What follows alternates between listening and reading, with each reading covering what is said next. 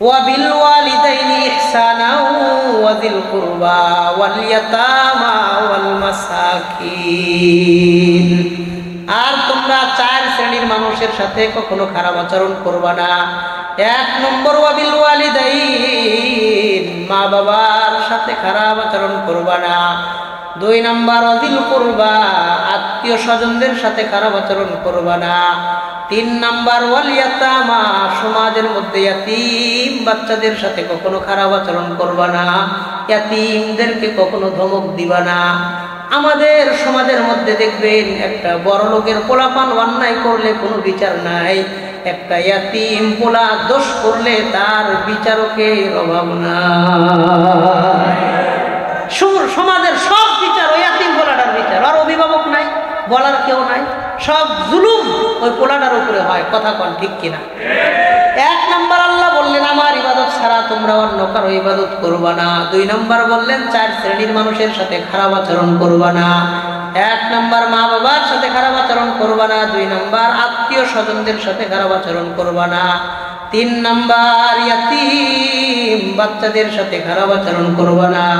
4 নম্বর ওয়াল মাসাকিন, দরিদ্র বাচ্চাদের সাথে খারাপ আচরণ করবা না। সূরা বাকারার 83 নম্বর আয়াতে আল্লাহ এই কথাগুলো বললেন। এক পাশে আল্লাহর ইবাদত, 2 নম্বর পাশে ইয়াতিমের সাথে ভালো আচরণ, পাশাপাশি আল্লাহ উল্লেখ করে কথা বুঝাইলেন ইয়াতিমের সাথে ভালো আচরণের গুরুত্ব ইসলামের মধ্যে আছে না নাই। 2 নম্বর আয়াত সূরা বাকারার 215 নম্বর আয়াতে আল্লাহ তাআলা এই কথা উল্লেখ করে বলেন ইয়াসআলুনাকা মাযা ইউনফিকুন। ফেরেশতা সাহাবায়ে কেরামরা আপনাকে জিজ্ঞাসা করে তারা কি দান করবে, কাদের জন্য সম্পত্তি ব্যয় করবে। নবী আপনি তাদেরকে বলে দেন কুল মা আনফাকতুম মিন খায়রিন ফালিল ওয়ালিদাইন ওয়াল আকরাবিন ওয়াল ইয়াতামা ওয়াল মাসাকিন ওয়া ইবনিস সাবিল। সাহাবীরা আপনাকে জিজ্ঞাসা করে তারা কাদের জন্য টাকা ব্যয় করবে, আপনি তাদেরকে বলে দেন তারা যেন তাদের সম্পত্তি 5 শ্রেণীর মানুষের জন্য ব্যয় করে। কয় শ্রেণীর? 5 শ্রেণীর। 1 নম্বর তারা যেন মা বাবার জন্য টাকা পয়সা ব্যয় করে। 2 নম্বর গরিব আত্মীয় স্বজনদেরকে যেন দান করে। 3 নম্বর ইয়াতিমদেরকে যেন দান করে। 4 নম্বর দরিদ্রদেরকে যেন দান করে। 5 নম্বর মুসাফিরদের পিছনে যেন তারা ব্যয় করে। তাহলে কাদের জন্য আমরা সম্পত্তি ব্যয় করব এই তালিকা আল্লাহ কোরআনে দিয়ে দিয়েছেন। 5 শ্রেণীর মানুষের জন্য সম্পত্তি ব্যয় করব। 5 শ্রেণী। আমাদের সমাজের মানুষ দেখবেন মসজিদ মাদ্রাসার মাহফিল টাফিল হইলে হাজার হাজার টাকা, 50,000 1 লাখ টাকা হোমানে দান করতেছে, কিন্তু নিজের আপন বোন একটা গরিব বাড়িতে বিবাহ হয়েছে, কোনোদিন বোনের বাড়িতে 2000 টাকার বাজার করে দেয় না। কথা বুঝা কোন? কোনোদিন দেয় না। লোকের ঘরে ইয়াতিম বিধবা ছোট বাচ্চা খুব কষ্টে দিনকাল কাটায়, খুব কষ্টে। কোনোদিন ঈদের সময় 100 টাকা 200 টাকা দিয়ে একটা গেঞ্জি, একটা স্যান্ডেল গেঞ্জি কিনে দেয় না। অথচ এলাকার সব মানুষ তাকে বিশাল বড় দানবীর হিসেবে চেনে। এখানে ওলামায়ে কেরাম আছে, আমার সাথী ভাই খাদিমুল ইসলাম দামাত বারাকাতুহু, একসাথে 7-8 বছর পড়ছি। আমার বড় ভাই আছে। একটা মাসআলা আপনাদেরকে আমি বলি, যদি মসজিদ মাদ্রাসায় আপনারা টাকা দান করেন যে পরিমাণ সওয়াব হয়, নিজের নিকট আত্মীয় গরিবদেরকে দান করলে তার চাইতে দ্বিগুণ সওয়াব আল্লাহ দান করেন। এটা বুখারীর হাদিস, বুখারীর হাদিস। এটা মসজিদ মাদ্রাসায় দান করলে সব পাবেন, যতটুকু পাবেন নিজের আত্মীয়দেরকে দান করলে, আত্মীয় স্বজনকে সহযোগিতা করলে দ্বিগুণ সওয়াব আল্লাহ তাদেরকে দান করেন, দ্বিগুণ সওয়াব। আল্লাহ আমাদের বোঝার তৌফিক দান করেন। এই 2টা কথা গেল। সূরা বাকারা 83 নম্বর আয়াত, 215 নম্বর আয়াত। এই ব্যাপারে সূরা নিসার 10 নম্বর আয়াতে আল্লাহ আরো মারাত্মক কথা বলেন। আল্লাহ বলেন ইন্নাল্লাযীনা ইয়াকুলুনা আমওয়ালাল ইয়াতামা যুলমা, যারা ইয়াতিমদের সম্পত্তি অন্যায়ভাবে আত্মসাৎ করবে। বলেন তো কাদের সম্পত্তি? যারা ইয়াতিমদের সম্পত্তি অন্যায়ভাবে আত্মসাৎ করবে, জুলুম করে যাদেরকে সম্পত্তি থেকে বঞ্চিত করবে।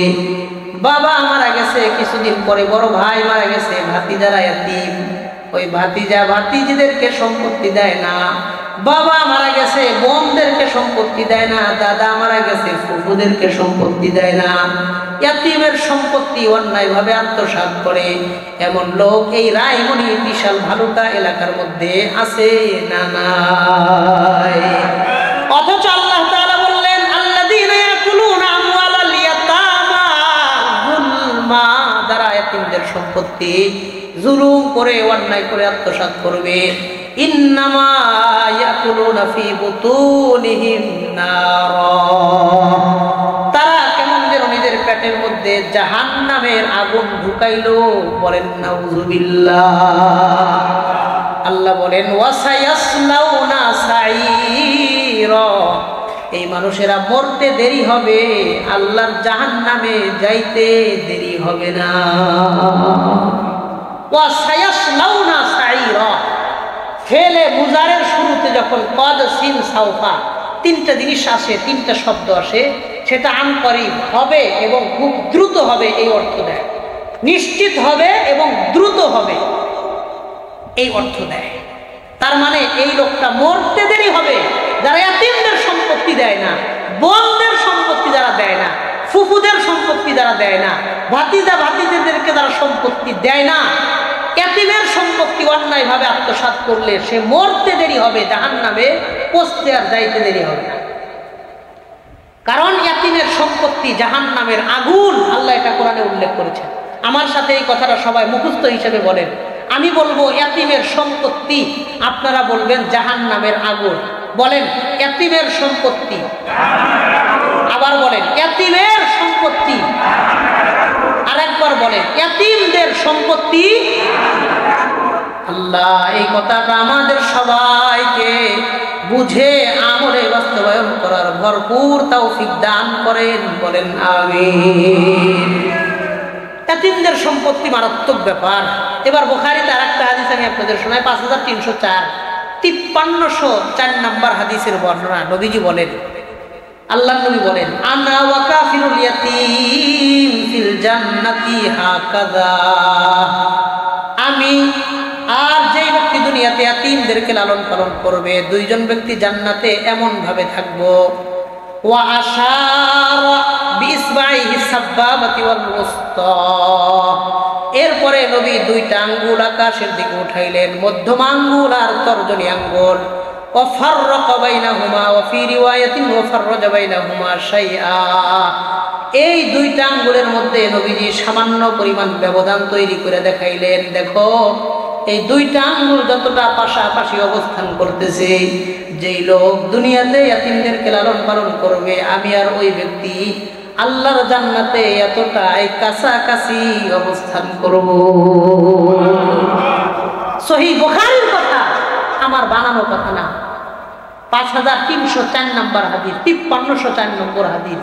যেই লোক দুনিয়াতে ইয়াতীমদেরকে ভালোবাসবে, লালন পালন করবে, খোঁজ খবর নিবে, নবী নিজে আঙ্গুল দিয়ে দেখায় বলেন, এই দুই আঙ্গুল যতটা কাছাকাছি, আমি আর ওই ব্যক্তি আল্লাহর জান্নাতে এতটা কাছাকাছি থাকবো ইনশাআল্লাহ। এই জন্য আমরা আমাদের এখানে এমন কোনো মানুষ নাই যার বংশে দুই একজন ইয়াতীম নাই।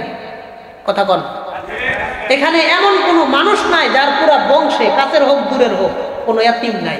কিন্তু বছরের পর বছর গেছে, 5 বছর 10 বছর 15 20 বছর গেছে, কোনো দিন কোনো ইয়াতীমকে 200 টাকা দিয়ে আপনি ঈদের সময় একটা জামা কিনে দেন নাই। কথা বলেন, দেন নাই, একদিনও দেন নাই, একটা ঈদেও দেন নাই। আল্লাহ আমাদের বোঝার তৌফিক দান করে। শুধু এটা না, এই ব্যাপারে মুসনাদে আহমদের 1905 নম্বর হাদিস, নবী বলেন, ওয়ামান যাম্মা ইয়াতীমান বাইনা আবাওয়াইনি মুসলিমাইনি ইলা তাআবিহি ওয়া শারাবিহি হাত্তা ইস্তাগনিয়া আনহু, যেই ব্যক্তি কোনো ইয়াতীমকে লালন পালন করবে, তার বালেগ হওয়ার আগ পর্যন্ত ইয়াতীমের প্রতি খেয়াল রাখবে, ওয়াজাবাত লাহুল জান্নাতু আলবাত্তাতা, ওই ব্যক্তির জন্য আল্লাহর জান্নাতে যাওয়ার ফয়সালা আল্লাহর কাছে চূড়ান্ত হয়ে যায়। আর এক হাদিসের মধ্যে আল্লাহর নবী বলেন, ওয়ামান মাসাহা রাসা ইয়াতীমিন কানাত লাহু বিকুল্লি শাআরাতিন মাররাত আলাইহা ইয়াদুহু হাসানাত। খুব ভালো করে খেয়াল করেন, নবী বলেন, ওমান মাসাহা রাসা ইয়াতীমিন, যেই ব্যক্তি কোনো ইয়াতিম বান্দার মাথায় হাত রাখবে, ছোট বাচ্চা বাপ মারা গেছে, ইয়াতিমের মাথায় যেই লোক দয়ার হাত রাখবে, ভালোবাসে একটু হাত রাখছে, কাঁদতেছে, আপনি একটু দয়ার হাত রাখলেন মাথার উপরে, নবীজি বলেন কানাত লাহু বিকুল্লি শারাতিন মাররাত আলাইহা ইয়াদুহু হাসানাত।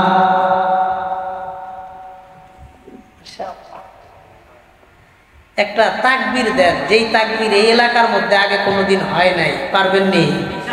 কথা কয় না।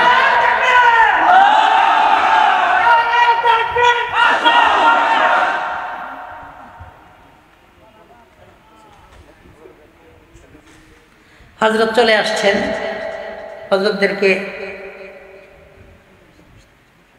আচ্ছা ঠিক আছে বসায় রেখে কথাটা বেয়াদবি, বাকি আপনারাও অনেক আগ্রহ করে আসছেন, হযরত দূর থেকে আসছেন, খুব সংক্ষিপ্ত পরিসরে কথাগুলো গোছাইয়া দিয়া একটা সবক দিয়ে দেই, সবকটা নিয়ে আমরা পালন করব, কথাগুলোর উপরে আমলের চেষ্টা করব, বলেন ইনশাআল্লাহ।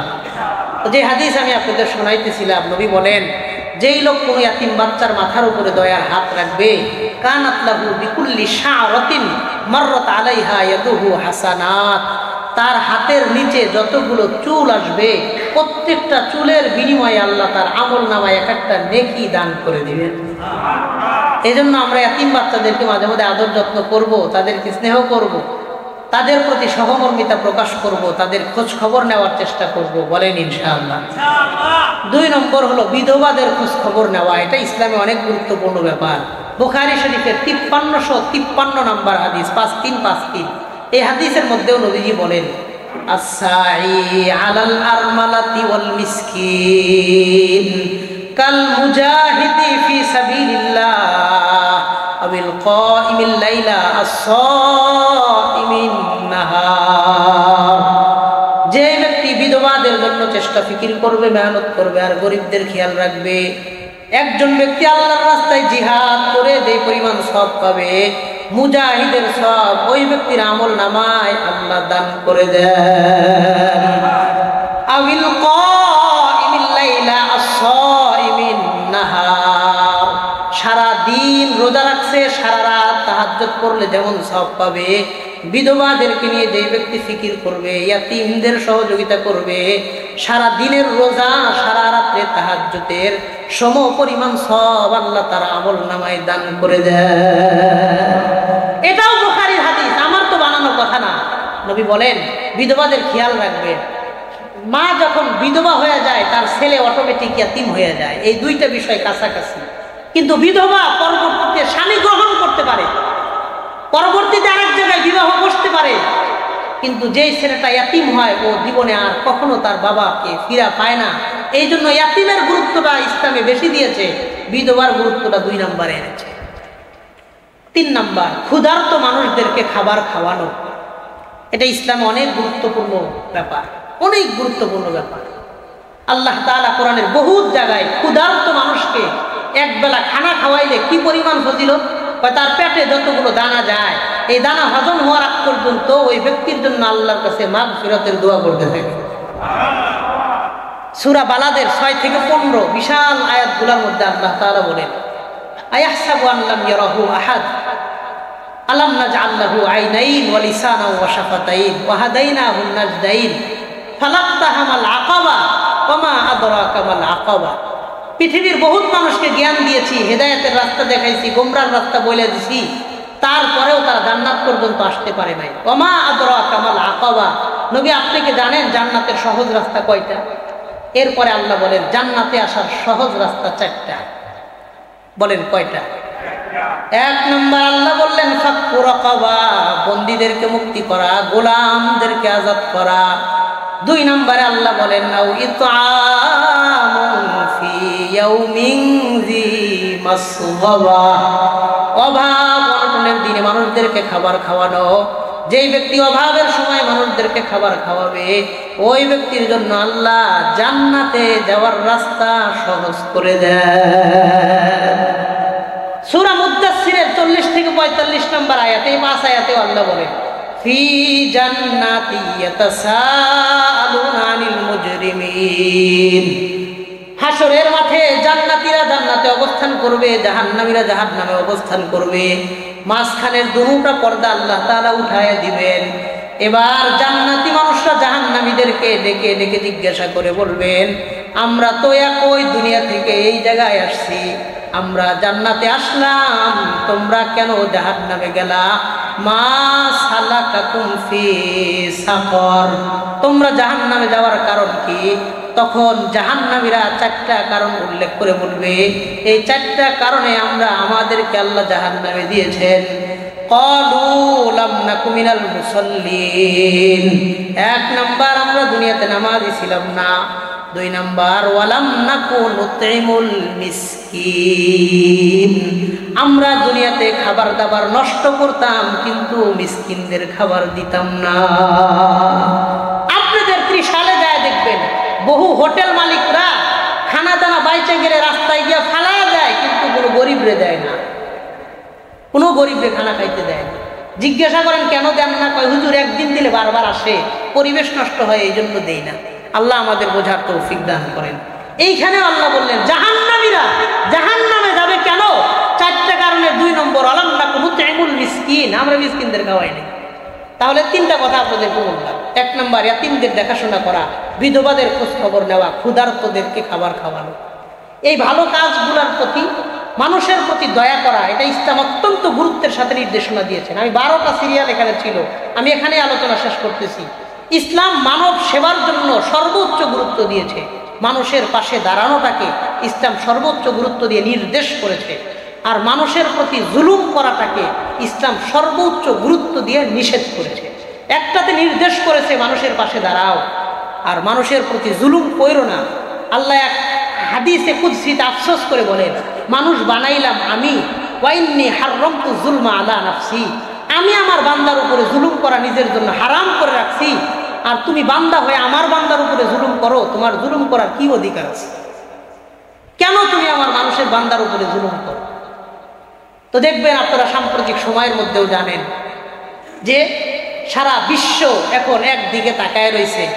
গাজার ফিলিস্তিনের মুসলমানদের মধ্যে ক্ষুধার্ত, ইয়াতীম, বিধবা, এই 3 শ্রেণীর মানুষ বর্তমান গাজায়, এদের সংখ্যা কম না বহুগুণে বেশি? আওয়াজ করে কন, কম না বেশি? যেই পরিমাণ ইয়াতীম আছে, কাছাকাছি সংখ্যায় বিধবা আছে, হাজারের উপরে লাখো লাখো মানুষ ক্ষুধার্ত অবস্থায় আছে। এই মানব সেবার প্রতি উদ্বুদ্ধ হয়ে সারা বিশ্ব থেকে 500 এর উপরে মানুষ সেখানে গিয়েছে। গ্লোবাল সমুদ ফ্লুটিলা নামে একটা জাহাজের নৌবহর নিয়ে তারা গেছে, আন্তর্জাতিক অপ্রতিরোধ্য নৌবহর নিয়ে 47টা জাহাজ নিয়ে তারা লম্বা পথ পাড়ি দিয়া গাজার কাছাকাছি সীমান্তে যাওয়ার পরে ইসরায়েলি নৌবাহিনী তাদেরকে বাধা দিয়েছে, মানুষের প্রতি জুলুম করেছে, অন্যায় করেছে, তাদেরকে গ্রেফতার করেছে। আশ্চর্যের বিষয় হলো যে 500 মানুষ গেছে, এর মধ্যে 70% মানুষই বিধর্মী, তারা মুসলমান না, মাত্র 30% মানুষ মুসলমান। আমাদের বাংলাদেশের শহীদুল আলম একজন বিশ্ব বরেণ্য আন্তর্জাতিক মানের সাংবাদিক, তিনিও এখানে আছেন। আল্লাহ আমার এই ভাইকে সুস্থতার সাথে নেক হায়াত দান করেন, কোন আমিন। ফিলিস্তিন থেকে মুসলমানদের সাহায্য করতে যারা গেছে, কিছু খাবার নিয়ে গেছে, কিছু পানি নিয়ে গেছে, কিছু ঔষধ নিয়ে গেছে, কিছু কাপড় নিয়ে গেছে, এই 4টে জিনিস তারা নিয়ে গেছে সেবা করার জন্য। 47টা জাহাজের কোনো জায়গায় কারো কাছে একটা অস্ত্র পর্যন্ত নাই। তারা গরম পানি জাহাজের ইঞ্জিনে মাইরা মাইরা ইঞ্জিনগুলো নষ্ট করে দিছে, অন্যায় করেছে, জুলুম করেছে। আল্লাহর কসম করে বলি, যেমন 40টা দেশের মানুষ নিজেদের উদ্যোগে গ্রহণ করে ফিলিস্তিনের পাশে দাঁড়ানোর জন্য 47টা জাহাজ নিয়ে এই গ্লোবাল সমুদ ফ্লুটিলা বাহিনী তারা প্রস্তুত করেছে। ওআইসি অর্থাৎ ইসলামী সংস্থার যে সমস্ত আন্তর্জাতিক সংস্থাগুলো আছে, ওআইসির মধ্যে 57টা ইসলামী রাষ্ট্র অন্তর্ভুক্ত আছে। ওই